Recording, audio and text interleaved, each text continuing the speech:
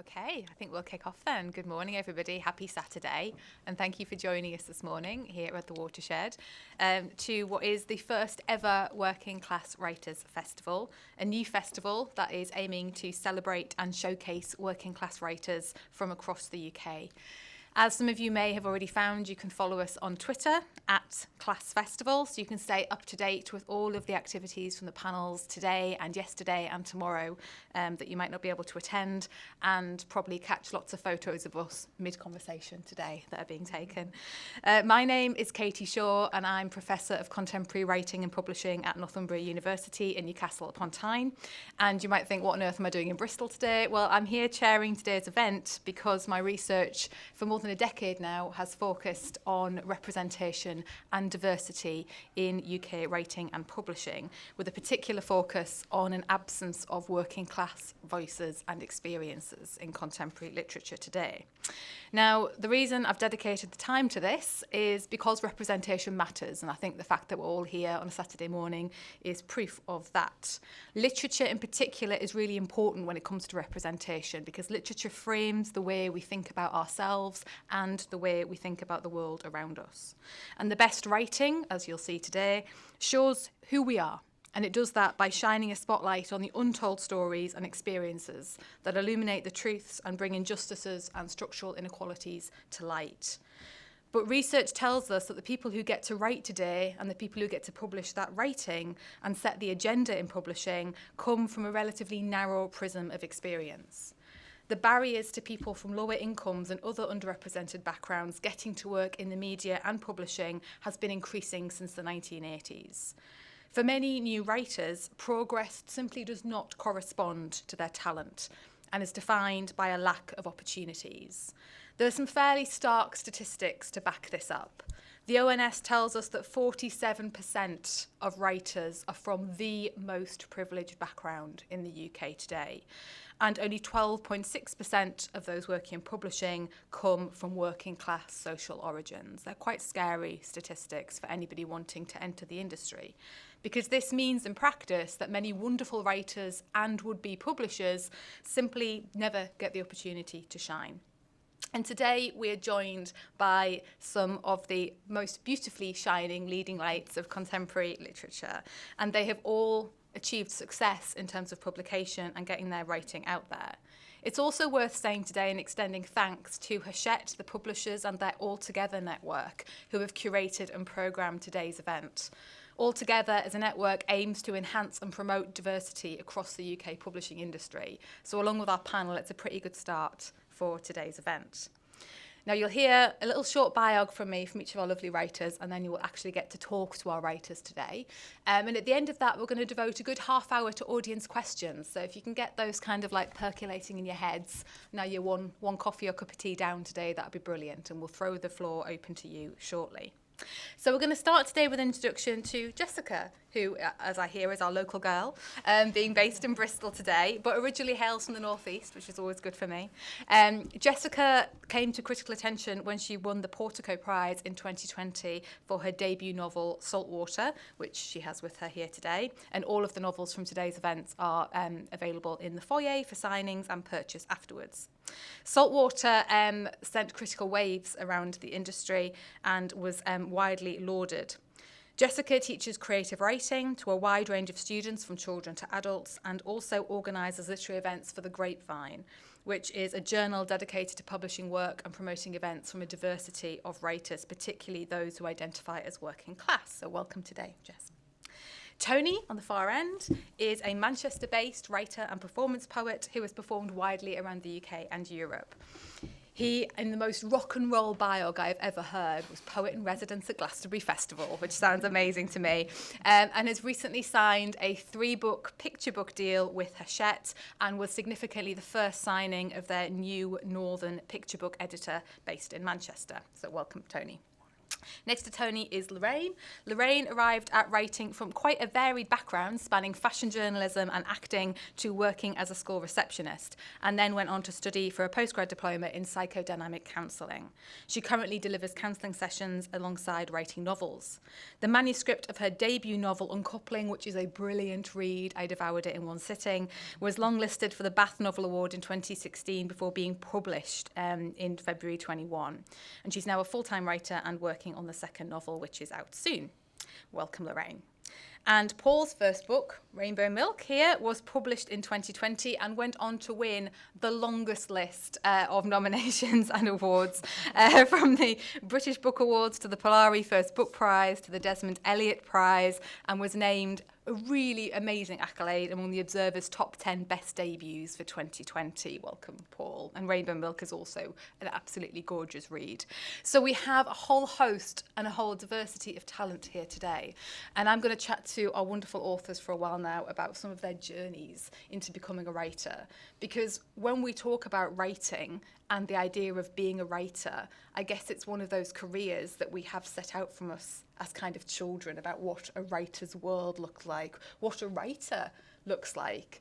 And I wondered if today we could start to think about what you guys thought what a writer was when you were growing up or when you were beginning to write yourselves. I don't know, Tony, if you could kick us off. What is a writer? So the word that springs to mind from a childhood perspective is posh. Yeah. You know, I was watching University Challenge the other day, and that's still a world that feels alien to me. I was born in 1965. My dad's Irish, and my mum was English. I was born into poverty. I had rheumatic fever when I was 3. I took penicillin till I was 14. I worked 5 nights a week in a supermarket. I was the first person in my family to go to university. I dropped out. I was unemployed for 18 months in the mid-80s. I did 4 years in a sausage factory. I did 4 years on a post office counter. I was held up in an armed robbery at gunpoint. That's 30 years ago next month, and I'm still affected by PTSD from that and anxiety. But I've written since I was 5, and I've got poems in the house that I wrote when I was 5 and 6 and 7, and took home and showed them to my nana. And that was encouraged in me at school, but the idea of being a professional writer was beyond my comprehension.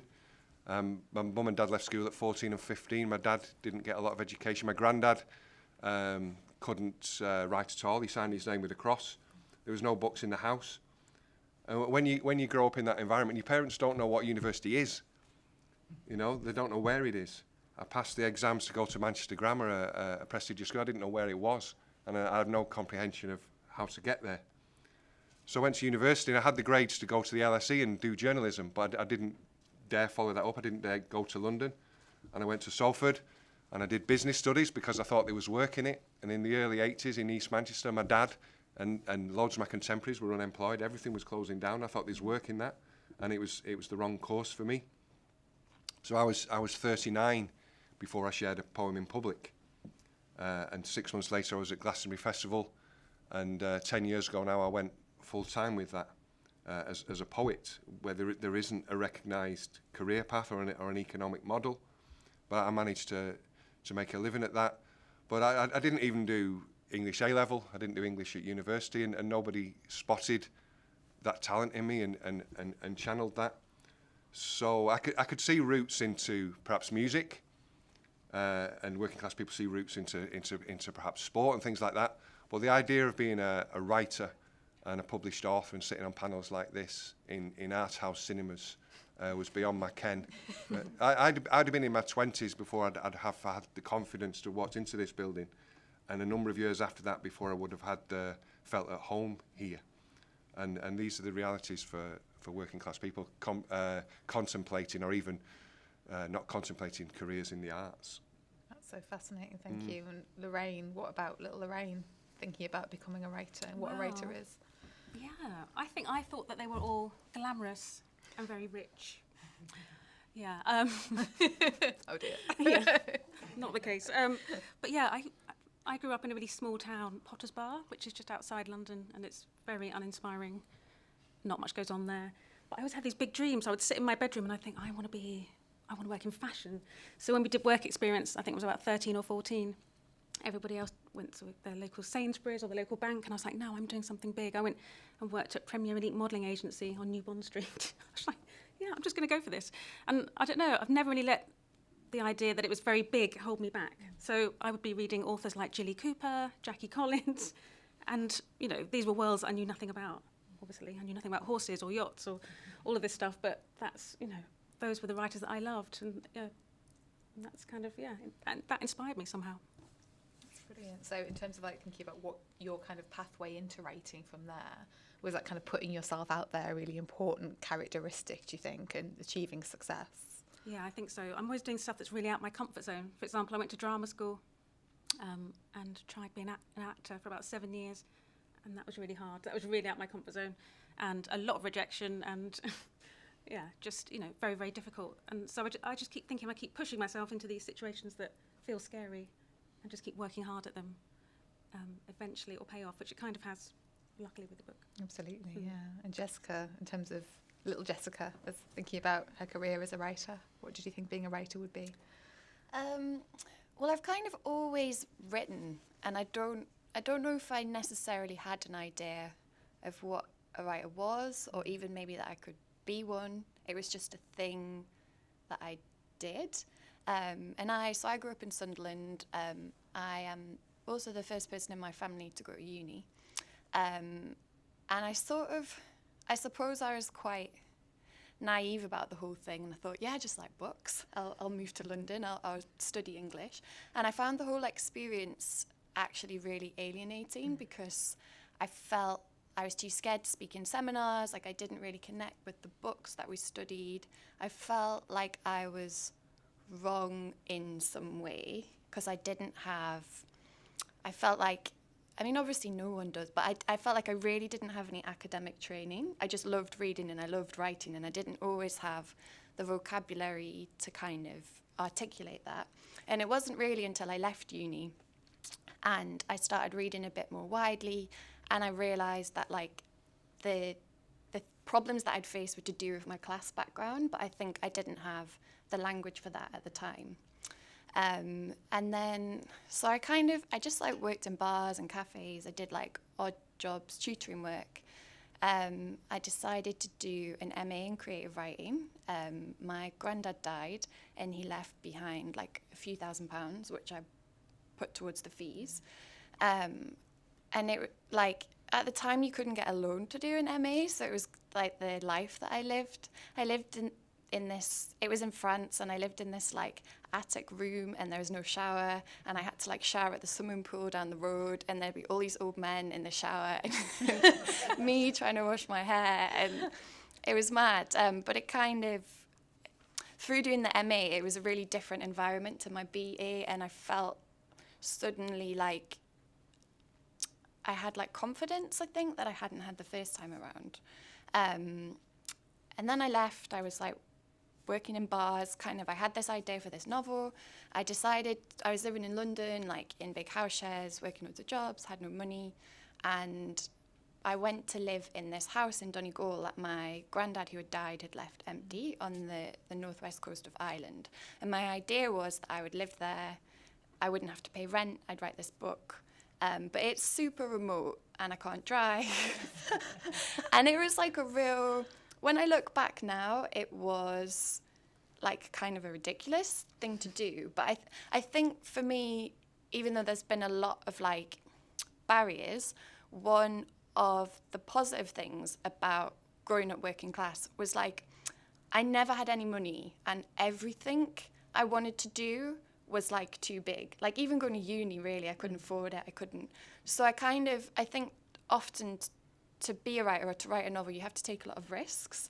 And I like had no fear, because it felt like I didn't really have that much to lose. Like I didn't have a career path. I'd never had any money. So the thought of not having any money like didn't really scare me. So I think in that way, had I been from a different background, perhaps there would have been different expectations. Or like no one in my family knows anything about being a writer, so they're just like, yeah, that's what you want to do. So in that way, I think, like, my mindset, it was maybe a helpful mindset to be in, I think, despite the more difficult things. Sometimes not knowing is better than knowing. Yeah. That's fascinating. Paul, what about you as a young boy in terms of becoming a writer? What did you think about that as a career?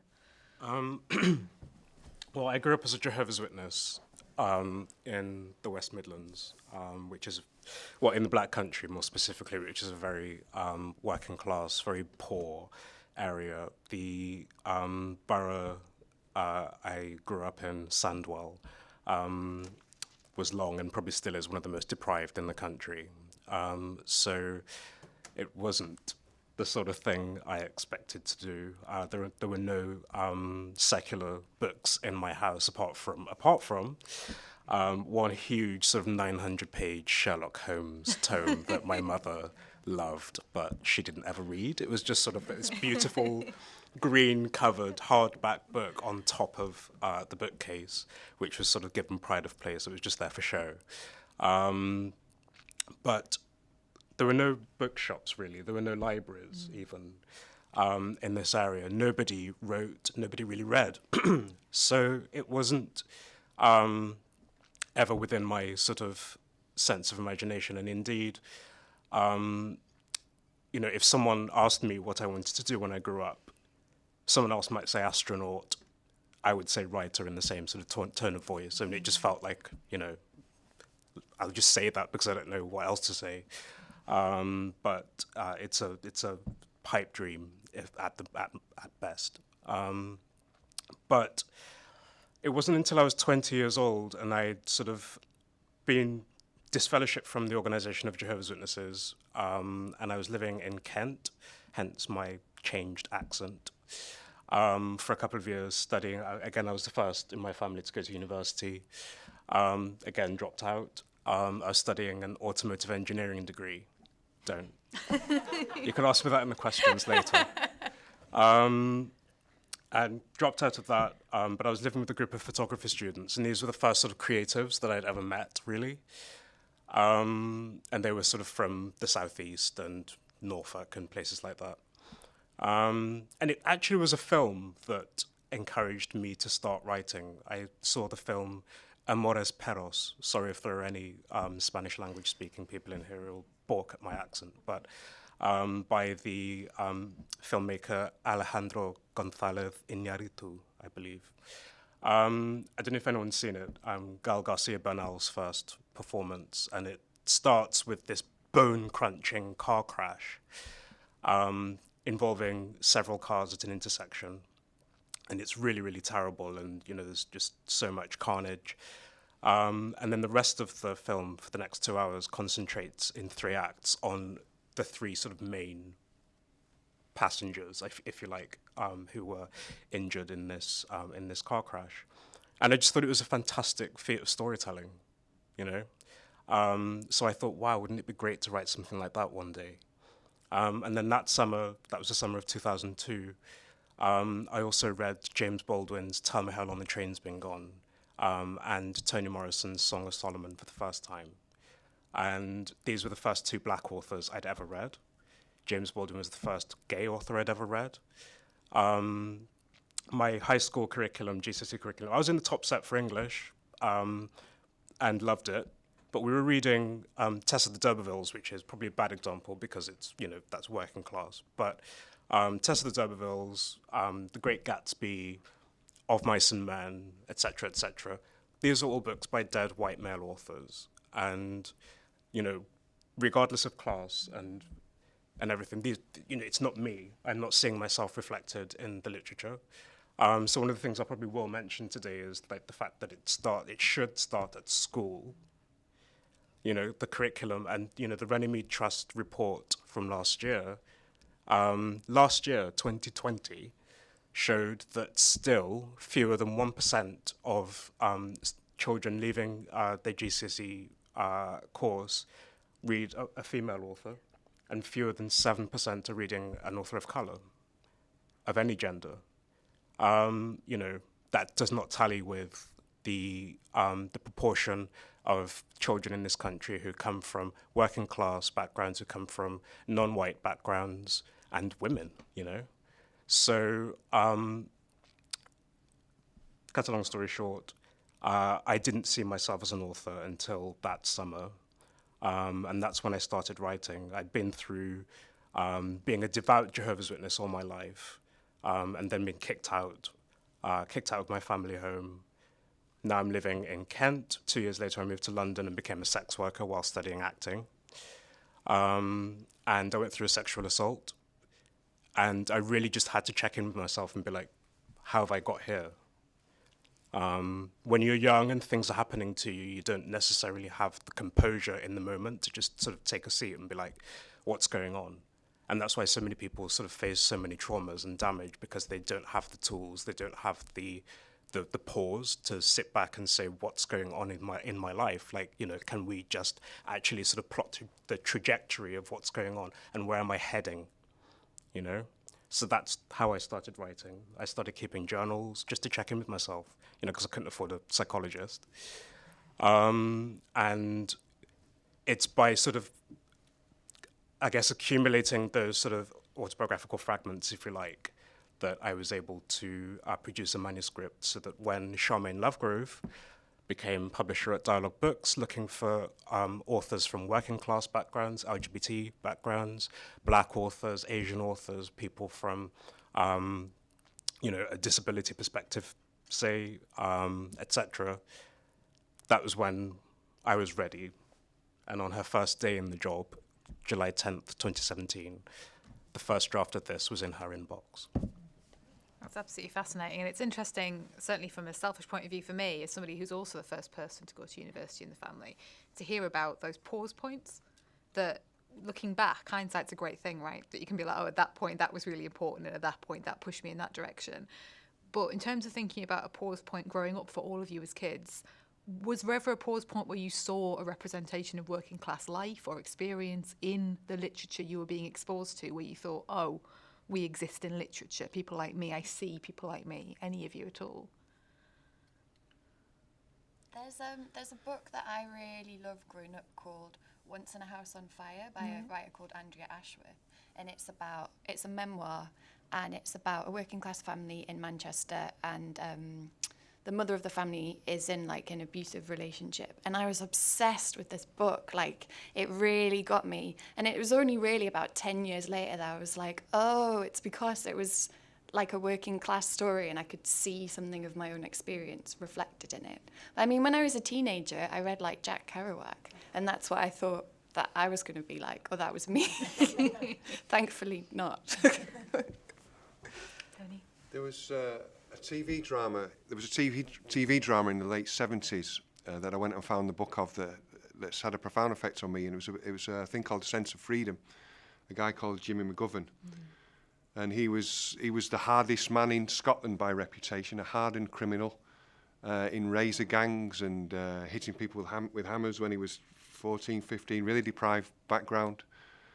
Ended up in prison for a murder he didn't commit, but he would admit to having committed some serious crimes. Really brutal drama, really brutal story.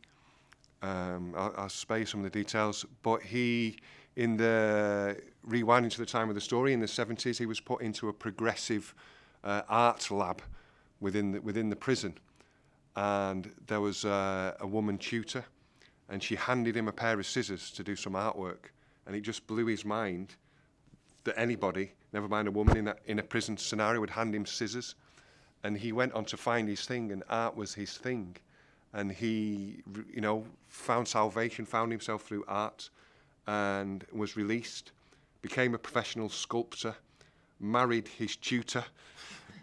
And it was an incredible story, and there's a follow-up book, but it had a really profound effect on me. And ultimately, it's about, in some ways, the inevitability of his background on what became his story, but then subverts that with the redemptive power of art, and in his case, sculpture. That really struck a chord with me and remains, etched on my psyche from then. Sense of Freedom, Jimmy McGovern. Yeah, thinking about TV, actually, I don't remember seeing myself represented in books so much as we were all about the soaps in our family. So, I'd see myself represented in, I don't know, Home and Away or in Hollyoaks or in EastEnders or Brookside, all that stuff. So yeah, I think TV was really important for me growing up, in a way that books weren't so much then. I guess, as I already mentioned, Tell Me How Long the Train's Been Gone, which is probably James Baldwin's least well-known and least acclaimed novel, published in 1968. But when I was living in Kent, someone just sort of handed it to me, this sort of battered old paperback. And I read it, and I liked it, but it was before I came out as well, which is, I think, crucial because I probably wasn't seeing myself in the central character who is a bisexual man.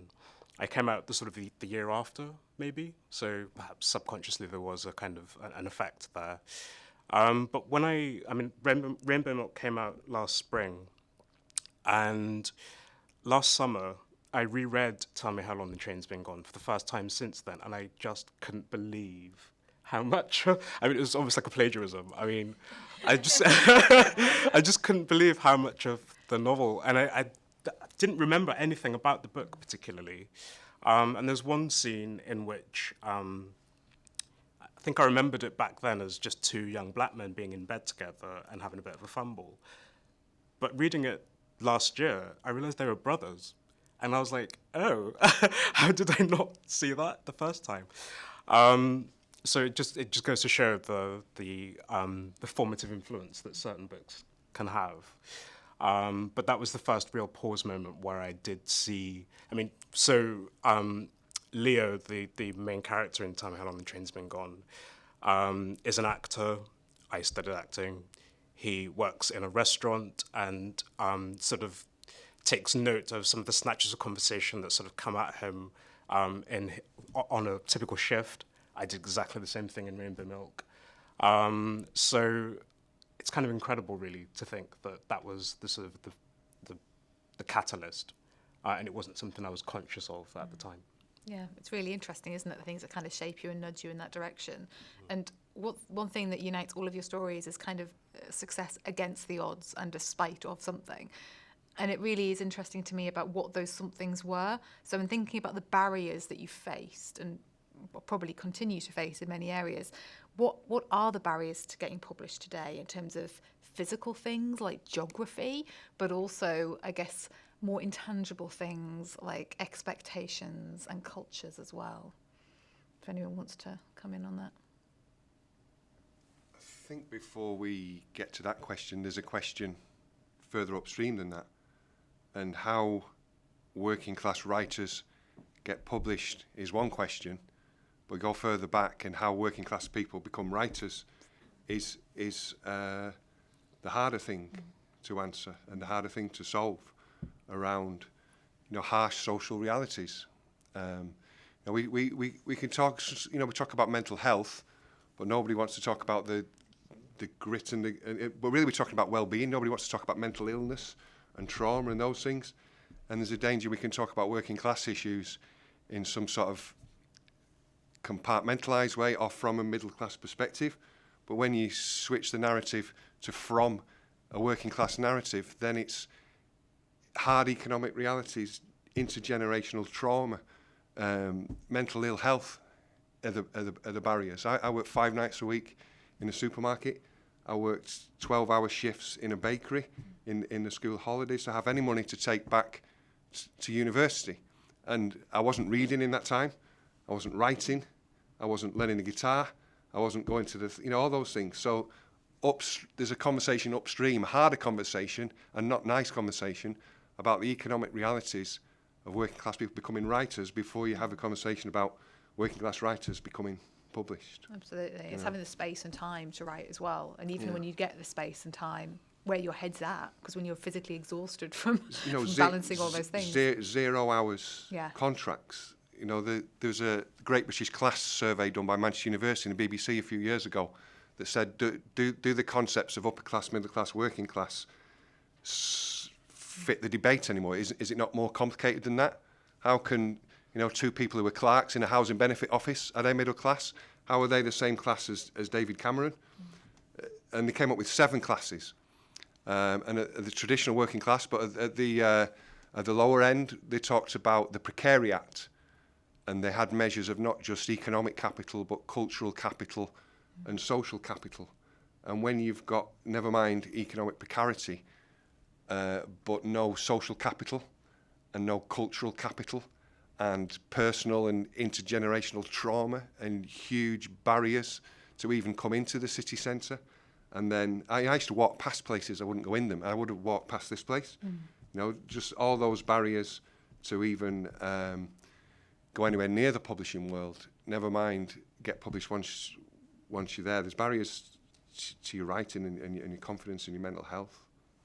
And cultural capital is a really interesting one because it's something you've all touched on, especially in terms of education, that your educational experience should be maybe a first touching point for building that cultural capital, but quite often the literature you're exposed to in education in this country is very distant from most lived experiences, can be a lot of dead white men.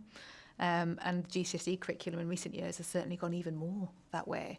And it creates a hell of a problem for us at universities as well, it's worth saying, that when we get 18-year-olds coming through our doors, their version of English literature is totally different to what we teach.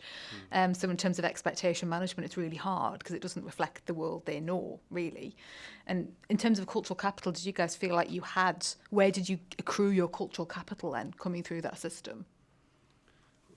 The books I was reading, and the library was a saviour for me, but I was reading Enid Blyton and people who had orchards and private lakes and rugs weren't on the floor, you know, and had picnic hampers, those things.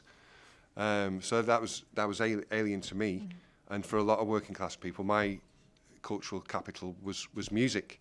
My mum had an old dance set record player and some Beatles records and some Elvis records, and my first exposure to anything you might call culture or anything you might call graphic design was records and record sleeves, and wow, you know, there's a whole world out there. And being old enough to remember days before the internet, in the front of my book, what I call my manifesto, I summarise how welcoming I found the performance poetry scene, not as class bound as other scenes.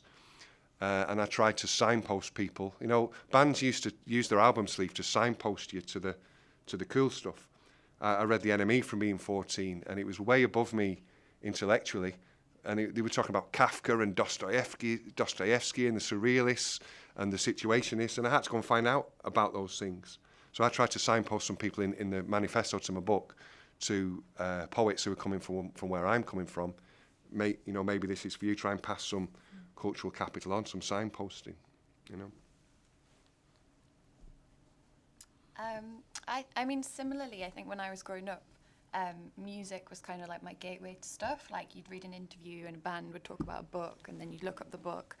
But going back to the barriers, I think like the biggest thing for anyone to make any kind of creative work is self-doubt.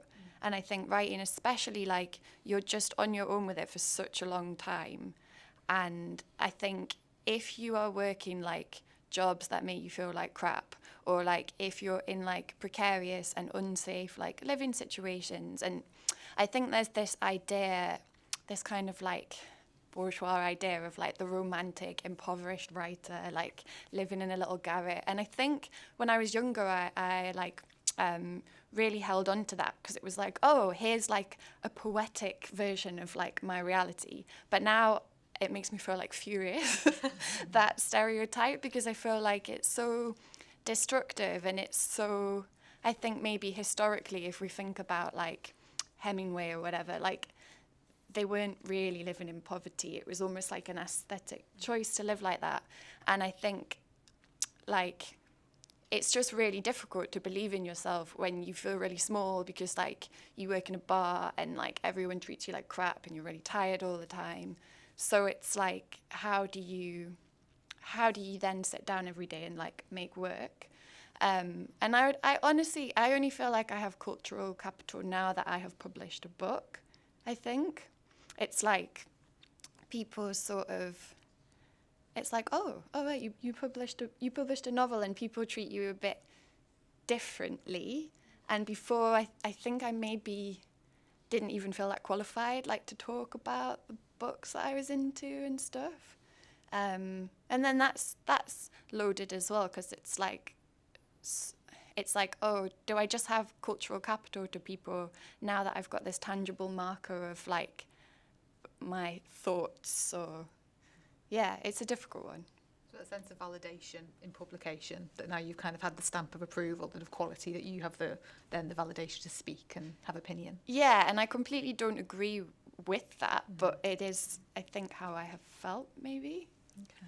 But that's the privilege, that's a question of privilege, isn't it? Who is trusted to tell stories, who is trusted to contribute to the narrative when it comes to literature, and that's not people like us, from where we're from. And that's the terribly sad thing about it, that, I've worked in hospitality for 20 years, or had done, and, all along I'd say, oh, I'm a writer, or I'm doing this and doing that, and people would be like, oh, how many books have you written?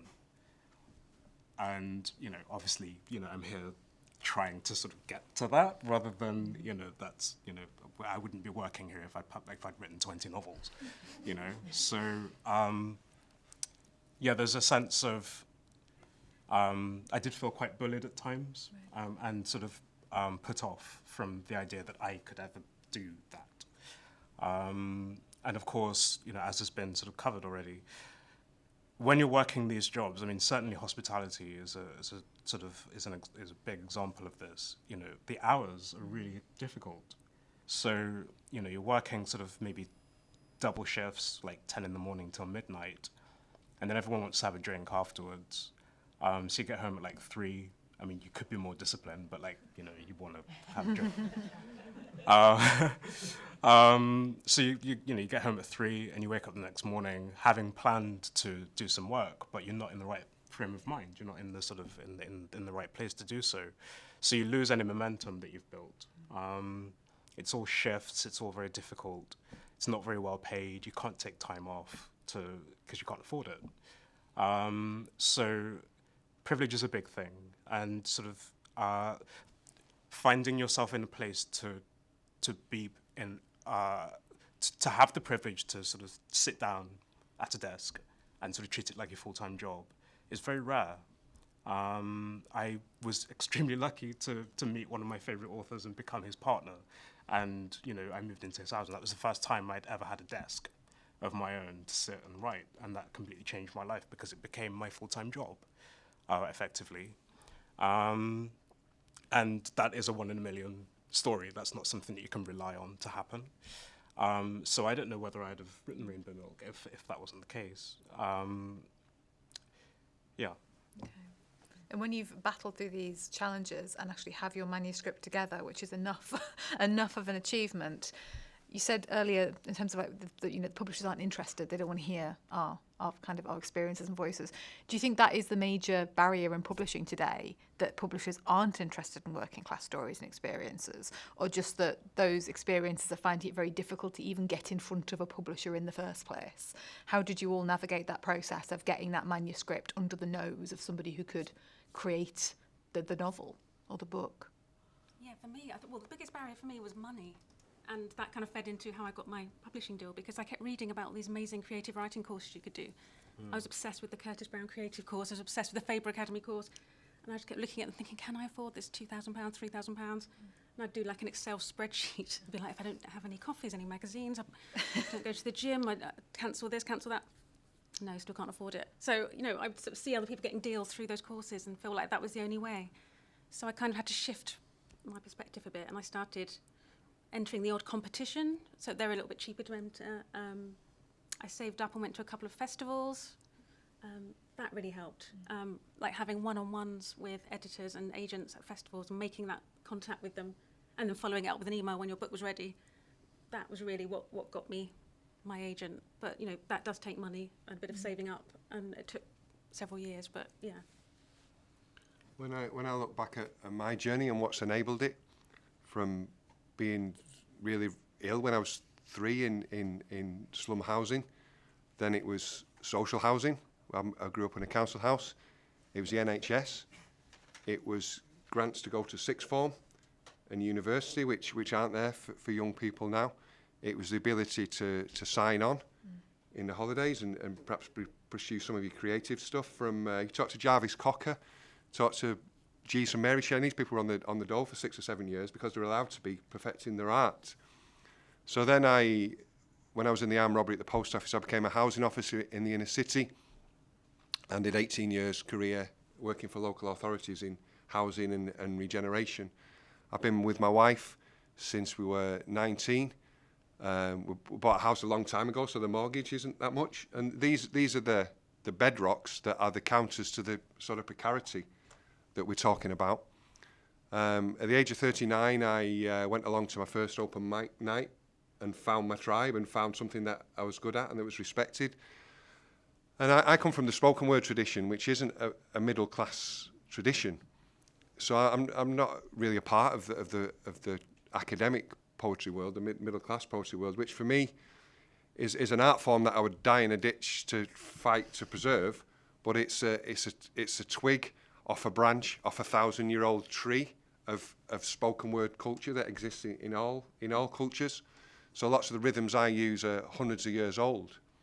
And if you were out in Bristol or Manchester in the 17th, 18th, 19th, probably early 20th century, there would have been working class people on the street corner, probably illiterate, very good with words, who crafted pieces and, gave it both barrels, politically, satirically, saucy, that music hall thing. And I come from that tradition. And I started meeting people around 2005 who were making a living at it, largely in schools, and thought about whether I could give my job up to do this. I took my day job down to 4 days, started getting published in small press magazines, which was an absolute thrill. And in 2011, with the support of my family and with redundancy on 18 years local government, I was able to take voluntary redundancy, start working in schools, picking up commissions, bits of TV, put my book out with a fiercely independent press called Burning Eye, based here in Bristol, who've supported a whole generation of often working class performance poets. Working in schools, started writing for children, secondary level and primary level. I've got children and my rhyming style lends itself to that. So Hachette, to the credit, are opening regional offices and transport working writers like today. Moved an office to Manchester. Emma Layfield, who's here today, children's picture book director with Hachette, on a first day, I think, contacted me at 12 noon on the first day. I'm hearing about your poetry, Tony. Have you got any children's stuff? And I did have, and I hadn't done anything with it. And from what I had and what we spoke about, I've got a 3-book deal with Hachette to produce 3 children's picture books, which I'm really excited about. And my next adult collection is long overdue. But in the meantime, I've been making an okay living, writing to commission and writing for TV. And then my poem, This Is the Place, trended worldwide after the bomb in Manchester 5 years ago. Salford University gave me an honorary doctorate. And it's a big part of Manchester's history now and a big part of my story, but not necessarily an easy one to navigate given what that's associated with. But 5 years on, there isn't a day when that doesn't pop up in my in tray, which is a privilege but also difficult to navigate. It's incredibly difficult to navigate, and I think everyone's past that they've talked about today have thrown up either challenges or opportunities in relation to this. And when you come to that point of publication and you look to the publishing industry, we've mentioned about in terms of them diversifying in terms of geography and opening up offices in Bristol, in Newcastle, in Manchester. Do you think that publishing up to this point has produced barriers to access in terms of working class writers because it's London centric, because of those stats that only 12% of publishers come from a working class background? Do you think that's a problem, also a problem for you and all of you in terms of accessing the industry, has been that London centric, incredibly middle class publishing base? Well, I mean, when I about 7 years ago met a literary agent at a restaurant I was working in, and she invited me to send her some of my work. I sent it to her, she invited me a few weeks later to her office, and we sort of talked for about 3 hours about my life and etc. And she sort of concluded by saying, look, I'm not going to take you on. What I will recommend is you take one of these courses like the Faber Academy, like Arvin, like etc., etc. because you need to do this, this, and this. If you're sort of, this is what she said to me, if you're writing a misery memoir, then it's not miserable enough. And I sort of, responded as you would expect once I'd left the room. But I don't blame her for saying that now, because what the publishing industry sees in you is something that they can or can't sell. And that is the number one thing that they're looking at. Can we sell this author? Can we sell this book? And if they've never seen anyone like me before, then, they don't know what they're doing. So, and because I'm writing sort of, less so now, but at that time I was writing some very purely autobiographical material, she's thinking, oh, what do I know about? Oh, Candice, can't remember her name, but the book Ugly that came out by, my brain is not working for names right now, but a sort of memoir about a young black girl who became a lawyer but was subjected to terrible emotional and mental abuse by her mother as a child. And so that's the only sort of point of reference that this middle-class, white, female literary agent had to be able to judge my work. And I think the publishing industry is changing now, slightly. I'm published by Hachette.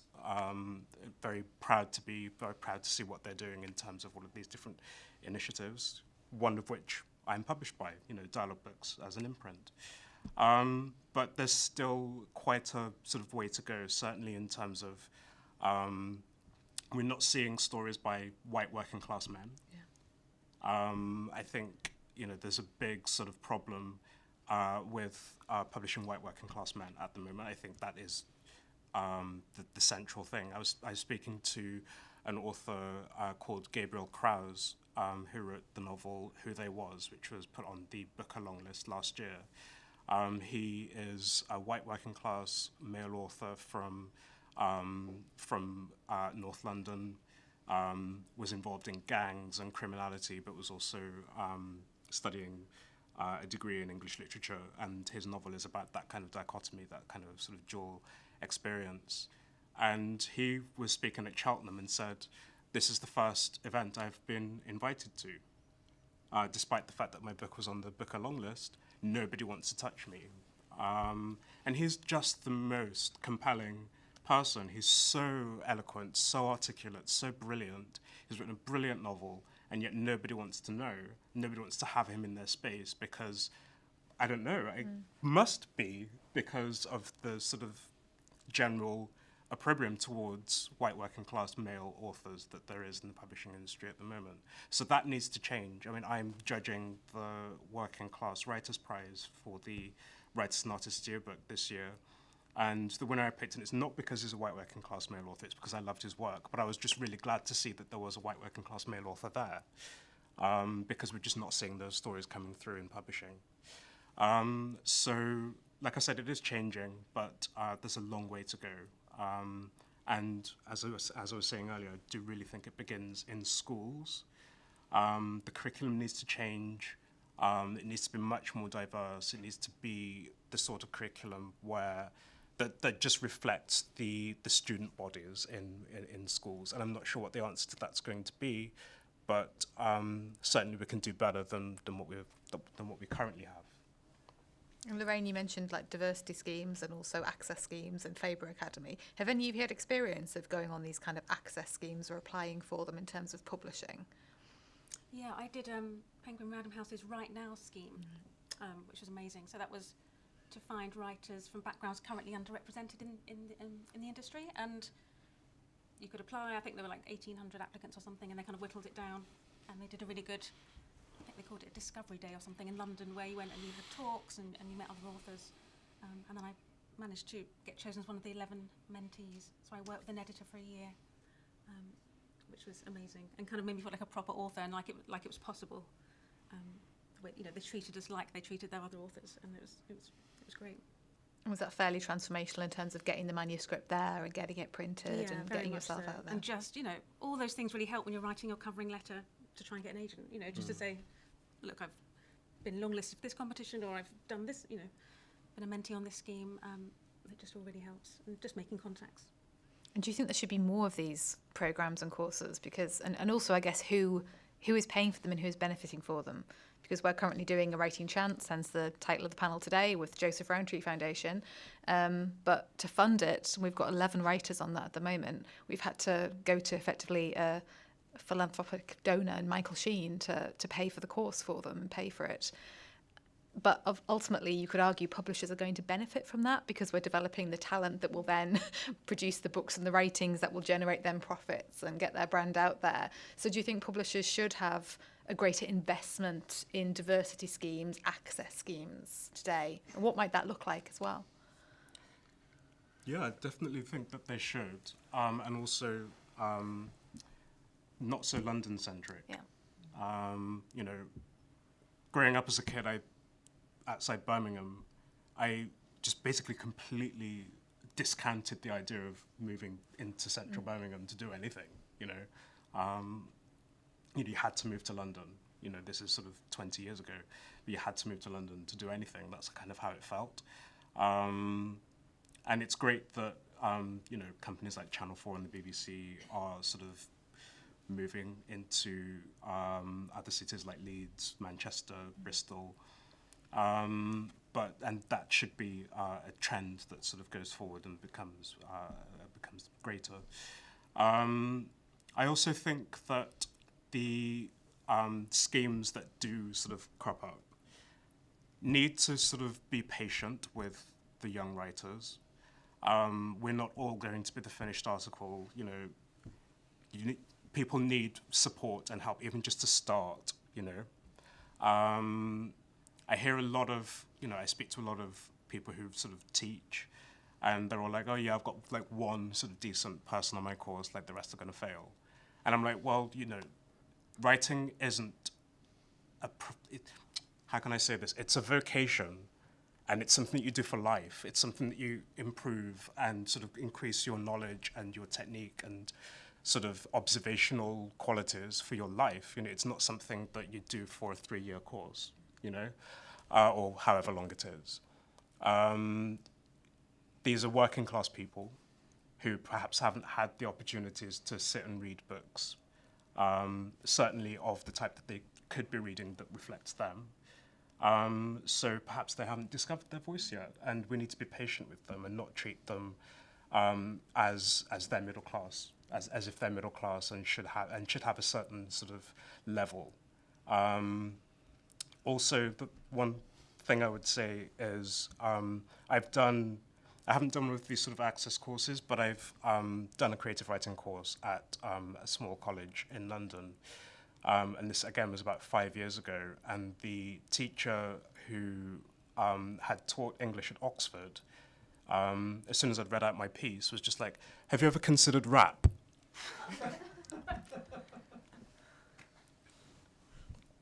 Again, because he can't see someone like me in the industry. He can't see a future for me because there's no one else out there like me. The only people he sees who look like me and have a way with words, say, are rappers and MCs.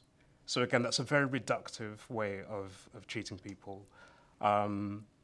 Luckily, I sort of had the personal strength to sort of just ignore that and sort of keep going with what I wanted to do. But not everyone, again, is going to have that self-confidence. So people need to be very careful and just treat people the way they need to be treated in order to get the best out of them as individuals. Absolutely. Jess? I think all of the schemes that publishers are running and stuff are great, but I agree with Paul that it really starts in like education, and it starts when you're young, and it's not like there's like thousands of working class writers with manuscripts that can't get them published. So I think maybe if publishers did more kind of outreach work with schools and stuff in kind of like a longer like legacy building way would be really good. I also think something I have thought about a lot is like I think publishing's definitely moving in the right direction with the idea of like we need more diverse voices. But I think something that's lacking is that there needs to be kind of like maybe a network of writers or sort of emotional support from someone who's not your agent and not your editor.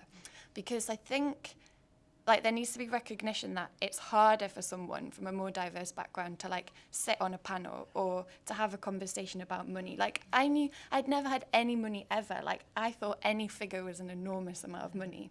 And now that I'm a bit wiser, I'm like, hang on, that person got paid 100 grand for their book. And I think like there's a risk that it could become exploitative, I think, if that support network isn't in place. And I've thought about a lot, like, well, what would it look like? And I think maybe the best solution is more like a mentorship program around writers, because at the same time, it's like your agent and your editor are there to support you. But if you feel like, or I often feel like you have to maintain this degree of professionalism, and you're not going to ring them up crying at midnight, like, I don't think I can do it anymore. So I think there's like lots of brilliant things about what's happening, but I do feel like that's an area that is like lacking a little bit. Definitely. I think, yeah, when we're working with one of our writers on a writing chance at the moment, and they describe mentoring as like an avocado or an olive, like something they never heard about till they were like 21 or 25. And I can certainly identify with that. And I think it's an identified need, right? Because that emotional support isn't necessarily the one you're going to go to for your agent or editor. That's fascinating. Lorraine? Well, no, I was just thinking, for some reason I was thinking about my audio. I had a funny experience with audiobooks, and I was thinking about what Sarah Fortune had said on I listened to a BBC Front Row thing that she did with Natasha, to say that, and she said that 80% of editorial staff in publishing are from a middle-class background. And I had this funny thing when they suggested actors to read the audiobook, they were all RP middle-class voices. And I kind of emailed, they're very lovely about it, but I emailed them and said, actually, Hannah's from a working-class background. Do you have any other voices you could suggest? They literally had no ideas. They were baffled. So they said, well, can you look through Audible and pick out some, what you mean? Show us what you mean. So I listened to tons of audiobooks on Audible, and there were no working class voices that were Southern. There were Northern working class voices, but all the Southern accents were RP, and that really made me sad for actors as well. Actually, having been an actor before, we managed to find a kind of happy medium in the end, but.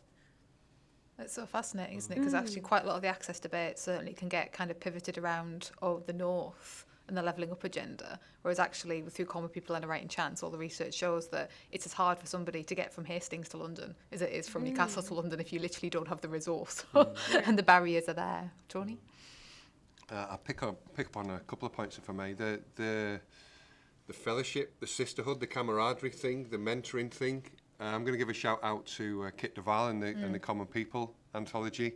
I think a big part of tracing the origins of this festival back, I think it's fair to say we go back to Kit Duval and Unbound initiating an anthology called Common People, which is available out there, in which she placed 15 or so established working class writers. I was privileged to be amongst them, with 15 new voices supported by the regional development agencies, and a whole network and academic papers came around that, and we're finding we've formed a network now where we're in each other's DMs and patching each other on the back and supporting each other, and really finding and meeting people here that I met at that launch that I've not met since, but really cutting to the chase immediately with what we're talking about, with a shorthand that you haven't got with other people. So I think there's that.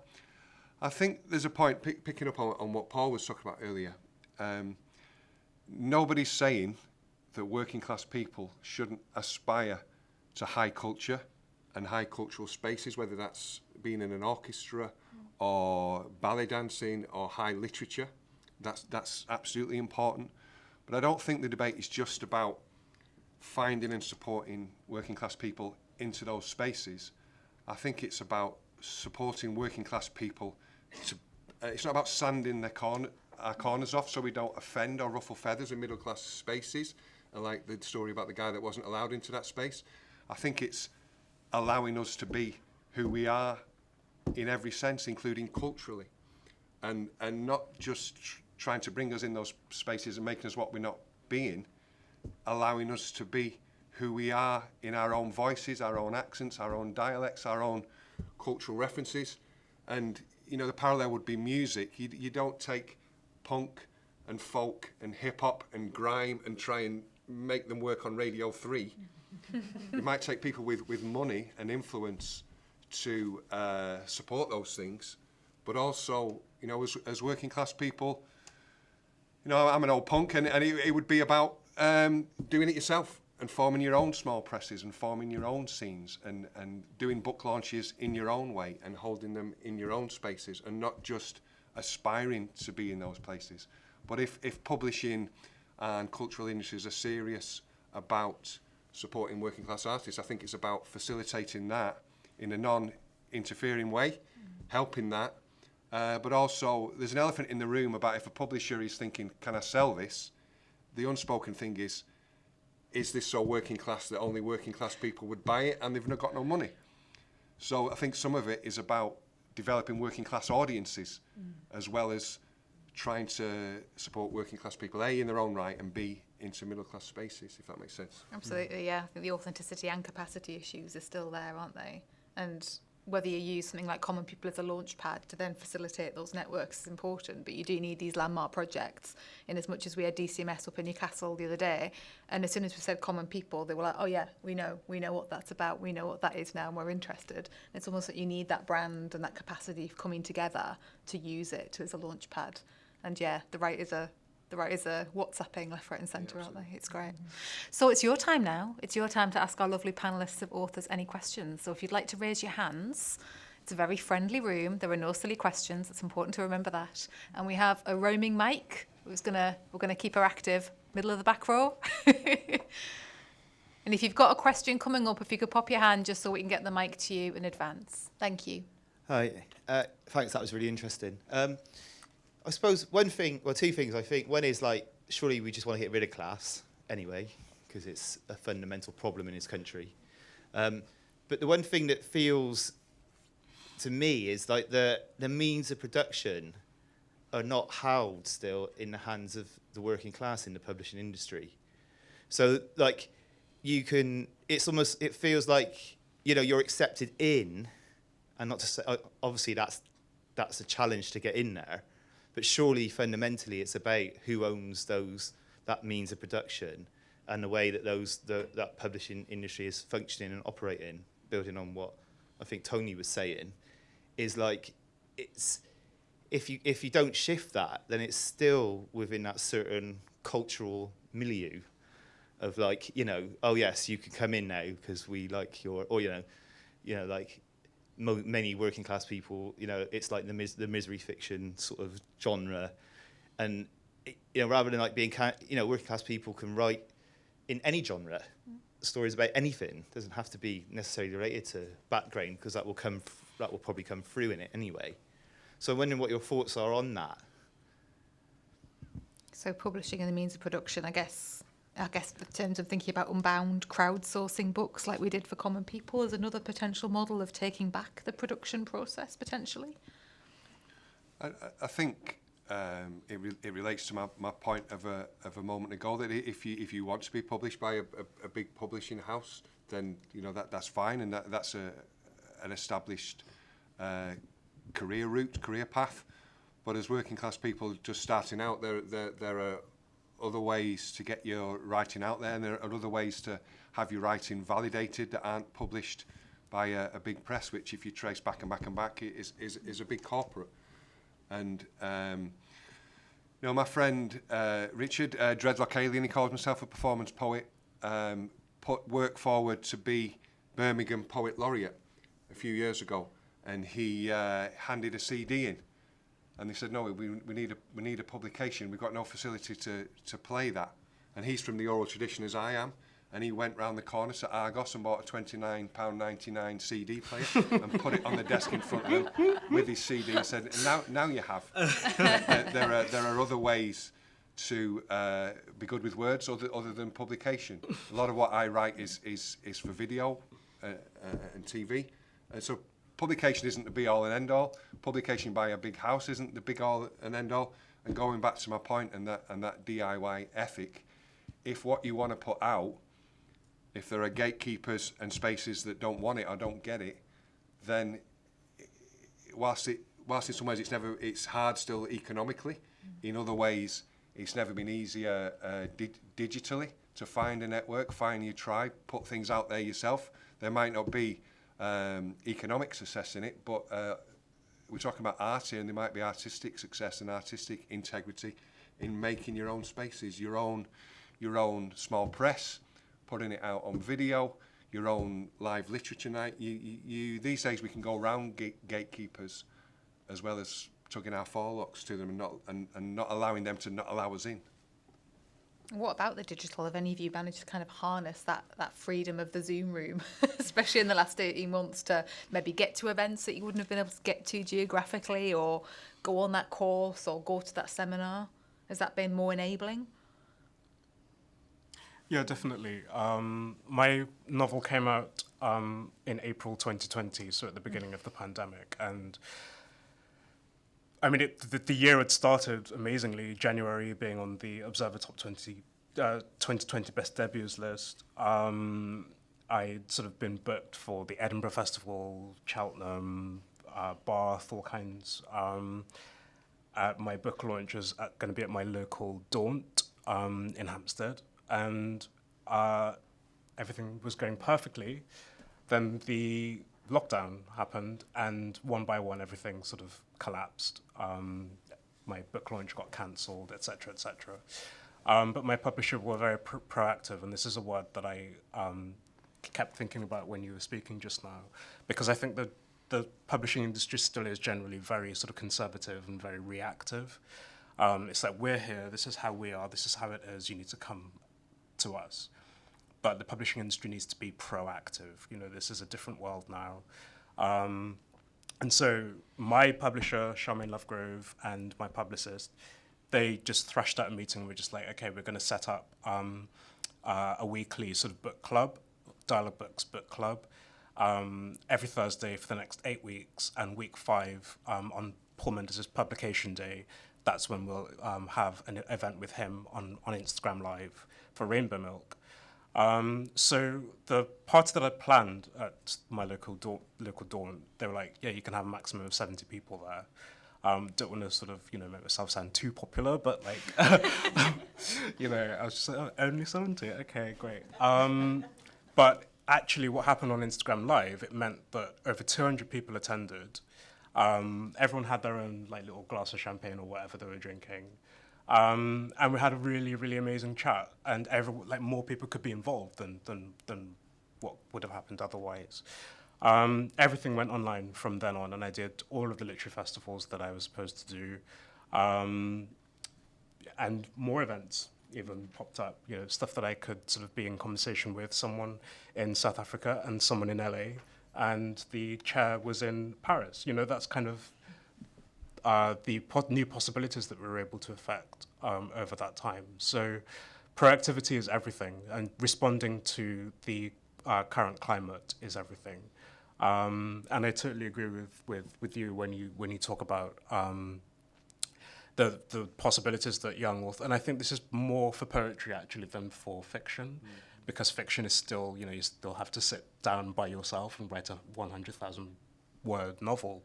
But poetry is a much more sociable. I'm not saying that poetry is easier to write, but you have a milieu around you. You have your sort of poetry, performance poetry circuit, etc. You have things like the complete works as well by Bernardine Evaristo, where she's fostering this kind of generation of poets who are all coming through with brilliant work. And that is because of the times that we're living in now. And so we need to sort of be much more, and I may be sort of advising myself here actually, because I'm terrible at social media, but it is there for us as a tool to use. We can do everything. There doesn't need to be the same barriers that we put in front of ourselves actually sometimes as before. And there's really important roles, I think, in terms of publishing, with the influencers like Bernardine and like Kit, for going and lobbying the publishers for wanting to see more power back to writers as well. That's certainly something we've seen in the wake of Common People, which also launched in the early stages of the pandemic, and we certainly saw more traction through having access to international audiences that we wouldn't have normally had. Any more questions? Thanks a lot. obviously publishers want to sell books, and I don't know if any of you have had pressure to make it extra gritty or bleak in order to appeal to more than just working class readers. No? I had the opposite problem. I had to make mine less gritty and more kind of, because I write romantic comedy. Yeah, and especially as I had an American deal, so I was working with an editor from New York as well, and they were all about, softening it up. So yeah, I had the opposite. It's an interesting genre, so in terms of like working class romance fiction, though. Yeah, I think so. Yeah, but yeah, a very softened version of, I think, but it's a start, I suppose. Jess? I think maybe, like, with my book, in, like, publishing speak, people liked it because it was a working class story, but it was classed as literary fiction, so it was seen as, like, elevated somehow in that way because we have that hierarchy. And I guess it's like, I suppose my view on it is that we shouldn't have these hierarchies, and if a working class person is writing any kind of fiction or genre fiction, it's the same level as someone writing like a poetic literary novel, so it's almost like, I feel like maybe that was one of its merits in like a marketing sense, but if you think about that through like a political framework or like what is high art or high culture, I guess that the feeling is that, well, you should push back against that, and actually all novels are deserving of that status, I think. Yeah, I totally agree. And there's always an expectation that if you're non-white, if you're working class, it's literary fiction that they want to sell. They don't believe that they can sell genre fiction from working class and non-white authors unless you get to a stage where you're someone who wrote Noughts and Crosses. My brain today. Mallory Blackman. Sorry, Mallory. There's always the one that gets let through, but generally speaking, it's not really sort of that's not wanted from you as a working class or non-white author. And that is very sort of stultifying. It sort of, stultifies your creativity, etc. But yeah, I think that, I wasn't put under any pressure to, Rainbow Milk, I suppose, a gritty enough story. I wasn't really put under any pressure to make it different. I was asked at one point if Jessie could have a black lover, which I thought was, I was just like, well, that's not what I've written. So, and then I was told that, things are different now. I was in Soho Square the other day and I saw all of these young black queer people together, most of whom were romantically connected. So it's fine now. That's the sort of thing that they want to see. And I'm like, well, that's great for them and for their books. But, this is the book that I've written. This is about my story coming from a background where I lived amongst white working class people, didn't hardly know any black people growing up, apart from my family.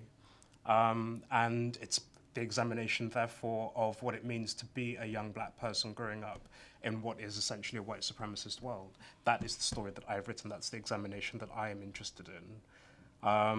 Perhaps my second book will be much more kind of, apropos this generation's, sexual preferences. But, and I think it takes strength to sort of, when it's your debut novel, and you're absolutely grateful for the opportunities that have been given to you, and you don't want to sort of upset the status quo.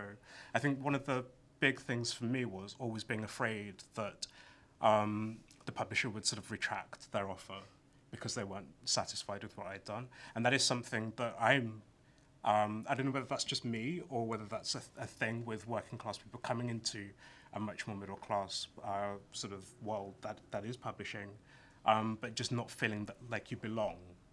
And that at any time someone can take that away from you. That's still a very strong thing.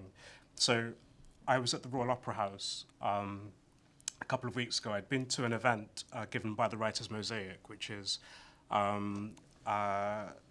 new let's just say it's like the new Wasafiri magazine almost. It's kind of this kind of vehicle for young writers, mainly of colour. It's run by people of colour, and it's sponsored by the Royal Literature Fund, so it provides funding and also commissions essays, like audio essays from authors, then commissions reviews from us, and etc. And it's just this new incredible resource. So I've been to that, and was impressed by all the poetry being read out. It was an incredible event. And then I had to go and meet my partner at the Royal Opera House. And there was supposed to be an after party after the ballets that were being sort of performed. So I turned up and the ballets were still happening. And they were supposed to have a wristband for this party, but my friend who was in the auditorium had the wristband, and they didn't believe me. And so they pushed me out of the building, basically. And I'm like, well, I've been here before, but because I'm not here with white people, I just look like a black kid off the street who, I was dressed in a suit, but I just look like a black kid off the street who is trying to sort of claim a spot in their space. And it made me feel so insecure all of a sudden, just walking out into the night in central London on a Friday night. Being in a particular space and belonging in there are two different things.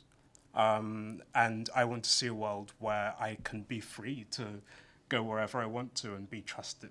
Not even be trusted, because that's kind of quite a condescending thing, but just, it doesn't matter who I am. I'm in that space and I have the right to be there as much as anyone else. And that is something that the publishing industry as well needs to learn. That's something that all of the creative industries, which are the preserve of middle and upper class people, need to learn in order for us to feel like we belong and that we can also contribute adequately and equally to the cultural narrative in this country. I think my answer to the question is a slightly different one, because on a table with novelists, I'm speaking as a poet and as a children's picture book writer today. So hitherto, before my children's picture book deal, I did my own thing. I was with an indie press, and I wasn't heavily edited, so there was no pressure on me to be anything, more gritty, less gritty, anything. I'm myself, and I speak of my own views in my own voice, my own narrative, as I swear as I like, and all of that. As a children's author, picture book author in particular, there's the constraints of age and age-appropriate vocabulary. My picture books, by definition, the format is 12 double pages, 24 pages, 300 or 400 words in rhyme of age-appropriate vocabulary. But they're issue-led books, and it's how you navigate all of that in a way that ultimately is commercially viable. And so I had a poem for years called Girls Can Do It Too, written in response to Emma Watson's speech to the United Nations. Basically, why is it just women and girls who have to speak up on issues of gender equality and so on? And I wrote a poem called Girls Can Do It Too, that the BBC wanted for the 100th anniversary of women getting the vote, but because it wasn't a book at that time, I didn't let that happen. Emma signed me on that basis and said, can we have a boys' can book? We call it Girls Can, we have a boys' can book. And when the Girls Can book is, it's a rallying cry. The visuals end with banners. There's a protest element there. Girls can do this too. Don't let anybody tell you can't.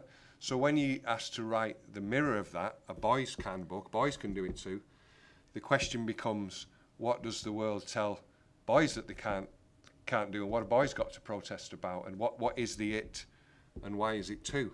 And the way through that we found was to go back to the inspiration. Where are boys on these issues, and to intellectualize it in a way that the book doesn't. It's about that the patriarchy doesn't serve men well either, and men are told what they can't be in harmful ways. So in dealing with that, not just not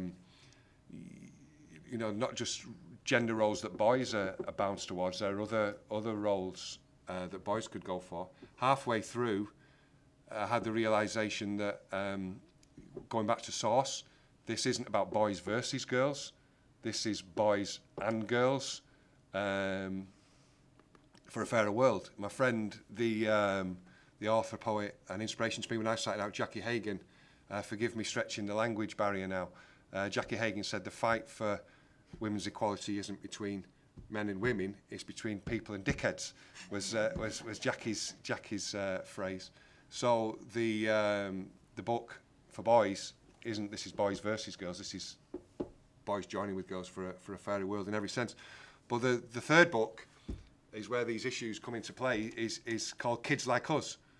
So you get to the nub of quite who is us and what are we speaking to. And we're in a debate currently between, there's a commercial angle of the us being as broad as possible commercially, but me wanting the us to be people from working class and marginalised backgrounds and speaking to them specifically. And there's an editorial debate going on about quite the balance there, which is interesting. Yeah, and the dual pressures of publishing, I guess, isn't it? Because we Yeah. want to sell the books widely, but also wanting the authenticity of the representation. Do the us that it's speaking to, will they buy the book?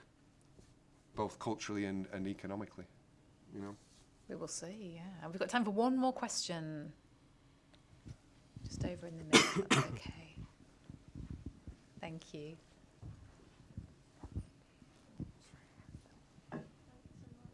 Thank you. Hello.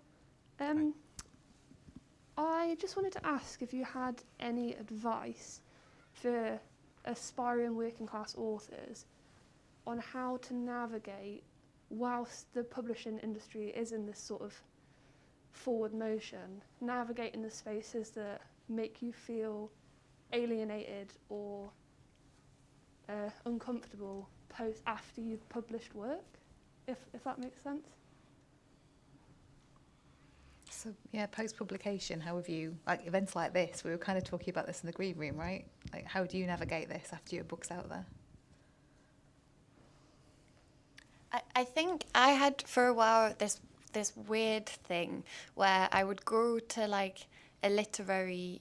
I feel like your class status changes depending on what room you're in, right? Because I could be in a room where I am the most working class person in the room, or I can be in a room where I'm actually the least working class person in the room, depending on where I am. And I had this thing at maybe literary events, which I felt I was more working class, where I had this thing where I felt like I wanted to play up to it, and like almost this pressure that I needed to be like the naughty kid at school. It was really weird, like just this sort of subconscious feeling that I wasn't as like esteemed or something as everyone else there. And I think the way around it is kind of like you just got to own it, I think, and to sort of understand that everyone's kind of pretending to an extent. I think that's what helps me to feel like, well, I don't think many people here feel completely at ease in this space, even if they feel more at ease than I do. So yeah, I think, sorry, maybe that's kind of a vague answer, but I think to sort of practice holding space and feeling like, well, I'm here because I've been invited, and I don't know, what does everyone else think? Yeah, I think I've just accepted that I'm going to feel uncomfortable all the time, doing events, doing stuff on Zoom, doing social media. But the more I do it, the less uncomfortable I feel. So I suppose my advice would be just sit with the feeling of it's horrible at the time, and it'll get easier, I suppose. I think as well, going back to what Tony was saying about the DIY stuff and like making your own space, I think that is really important. Like I've got like a little magazine and a podcast and stuff, and I guess that is the way, going back to your question, like, seizing the means of production to sort of have control over something, I think helps you to have a sense of control over who you are and how you're presented and how you interact with other people, so that when you do go into a space that feels more uncomfortable, you've got a bit more of a, you know what you're about and like what you do, I think. I've struggled really badly with imposter syndrome from the get-go, as soon as the book came out. And I think just given the sheer number of events I've done now and festivals, etc., I am getting better. But at the beginning, you don't know how to talk about your book necessarily. No one really prepares you for like the attention, the questions that you're going to be asked. My first interview was for the London Evening Standard, and it was the day before. It came out the day before publication, and I'd spent sort of 3 hours on a Zoom call with the journalist, who was a middle-aged white woman, and she'd sort of read the book, and she'd sort of made up her own narrative already as to who I was, what my book was about, and what she wanted to say. And despite the fact that we'd had this sort of 3-hour conversation and then a further sort of 2,000 words worth of email interview, she'd just written this piece that made me look like, she decided that Owen, the character of Owen, who's Jess's sort of, boyfriend, let's say, in Rainbow Milk, was Alan. And I'm like, well, no, Alan's not from Liverpool, and he's not a poet, and he didn't go to Cambridge, and et cetera, et cetera, et cetera, but she'd made up that sort of narrative. So that sort of really affected my confidence, because I was just like, well, it doesn't matter what I say, the narrative is going to be sort of made up already, and it's going to contradict everything that I say or am about. But, in terms of imposter syndrome, you just have to sort of work through it. That's the only thing I can say. And sometimes it's horrible, but, people won't remember. That's kind of what I say to myself. The Edinburgh Festival 2020, I did a New York Times event with Douglas Stewart and Maaza Mengistu, both of whom were on the Booker long list and subsequently were named on the short list. And then it was just like me. So I was just like, what have I, why am I here? Like, why do I apparently belong with these two highly acclaimed authors? And it doesn't matter, the lovely introduction that you sort of gave me today, saying that I'd been sort of put on the list for so many awards, but it wasn't like that at the time.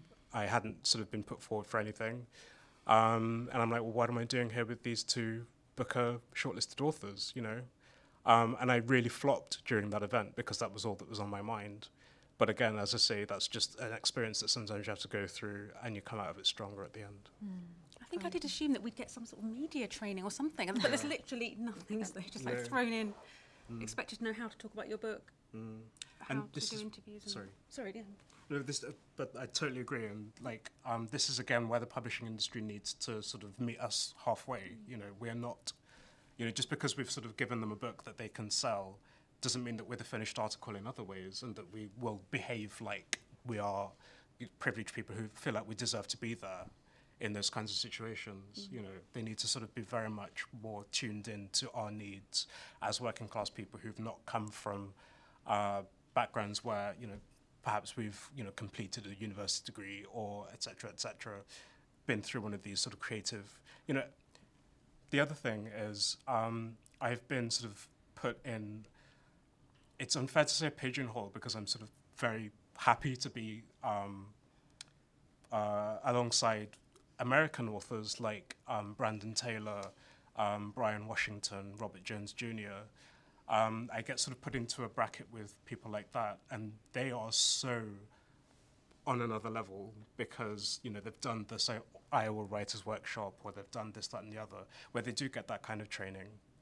And so when they speak, they don't miss a beat. They're super fluent, eloquent, can talk about their books in an incredible sort of theoretical way that's, both intelligent and accessible. And I just sound like I'm speaking complete gobbledygook off the top of my head. Well, that's how it seems to me anyway. And so, there's, in terms of expectation, there's, you're constantly managing other people's expectations of who you are and what you're capable of.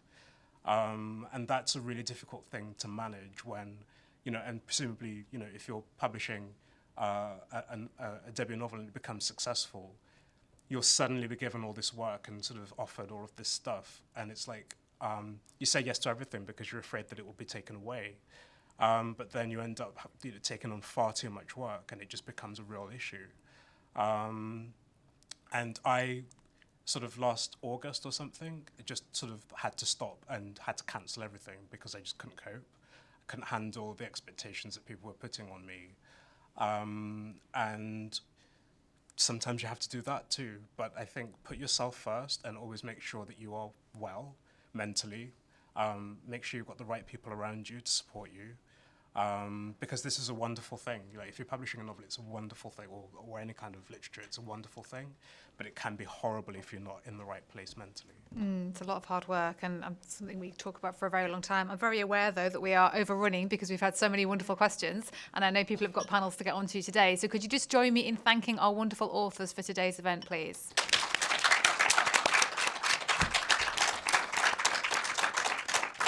And following this, we have an immediate session now about smashing the class ceiling in the publishing industry. So if you want to join us for that, that is starting right now in the room next door. And obviously do follow us on Twitter for more events today. Thank you so much for coming.